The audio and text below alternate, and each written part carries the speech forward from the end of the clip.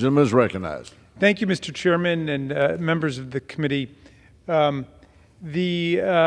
last president tried to include a citizenship question on the decennial census in 2020 and tried to count only U.S. citizens for the purposes of census and reapportionment. And the effort failed miserably in court for obvious reasons. Section 2 of the 14th Amendment states that apportionment of seats in the House of Representatives is based on a count of, quote, the whole number of persons in each state, unquote. Persons being the all-encompassing category much larger than that of citizens.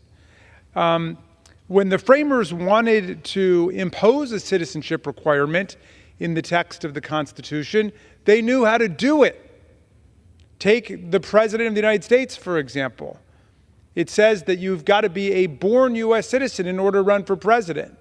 Some of the historians tell us that was because Thomas Jefferson was trying to block Alexander Hamilton from running for president. He was foreign born. But in any event, it was very clear that you needed to be a born U.S. citizen to run for president. For those of us in the House, it says we must have been a citizen for at least 7 years. So there are lots of citizenship requirements in the Constitution. There's no citizenship requirement for being counted in the census and for purposes of reapportionment. On the contrary, the census and reapportionment have included all persons, including non-citizens like permanent resident green card holders, since 1790. That's been the unbroken practice since the beginning of the Republic. And this point was made even more clearly and emphatically by the Supreme Court in its unanimous 2016 decision in Evanwell versus Abbott, rejecting precisely the argument my distinguished friend is trying to make. Like this legislation itself, Evanwell involved a challenge to congressional apportionment based on a total count of the entire population instead of a limited count of the total citizen or voter population.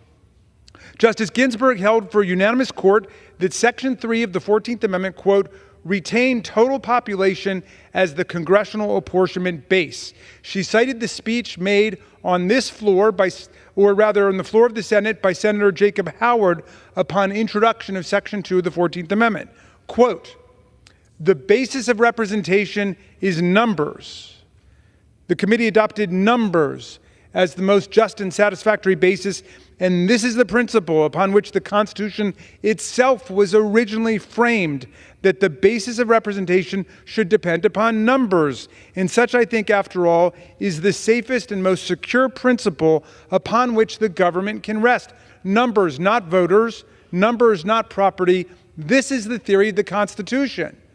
My colleague needs to remember that when the Republic was founded, the vast majority of people were not citizens who could vote. Women could not vote. Children could not vote. Enslaved Americans obviously could not vote. So the census and the apportionment was for everybody who was here. That was the whole basis of the 3/5 compromise, because enslaved Americans were being counted too. What percentage should they count for purposes of reapportionment? Well, Congress arrived at 60%, 3/5. It was the southern states who were saying they should count completely for these purposes because they wanted the enslaved Americans to be enlarging and inflating the congressional delegations from the slave states. For these purposes, the northern states said no, they shouldn't count at all. They should count 0% in the apportionment, but they arrived at 3/5. But in any event, everybody agreed that everybody would be counted. And Justice Ginsburg included lots of decisive legislative authority like this, including the floor statement here in the House of Representative James Blaine, who stated that, quote, no one will deny that population is the true basis of representation. For women, children, and other non-voting classes may have as vital an interest in the legislation of the country as those who actually deposit the ballot. For all of you constitutional textualists out there, the plain reading of the text is clear as day. For all you originalists out there, the original purposes of the passage of the 14th Amendment have been carefully articulated by the Supreme Court on a unanimous basis and never rebutted. For all of you members who like to follow precedent, every apportionment since 1790 has included every single person residing in the United States, not just those lucky enough to have been given the right to vote. As the Evanwell Court noted, the 14th Amendment contemplates that, quote, representatives serve all residents, not just those eligible to vote. The constitutional meaning is indisputable, a point which settles this for those who actually want to follow the Constitution in all cases, not just when it favors our own preferred policy outcome. The House should be getting real work done instead of wasting more time on another mega bill that will never pass the Senate, let alone get signed by the president, much less approved by the courts. The bill is an insult, and it's an affront to the great radical Republicans who wrote the 14th Amendment. Their party was a pro-freedom, pro-union, pro-immigrant, anti-conspiracy theory, anti-know-nothing party that wanted to make sure everybody in the country was counted and made visible. The census is essential to democracy. Just as the framers endorsed Tom Paine's common sense, they endorsed a common census. But this bill would destroy the accuracy of the census, which may have something to do with its actual legislative motivation. In the 2010 census, the undercount of Hispanic citizens was 1.4%.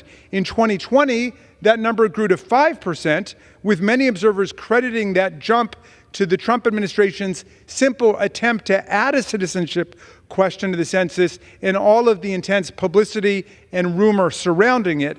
The addition of a question about citizenship will indeed deter many immigrants, including people who are permanent residents, including citizens, from completing the census.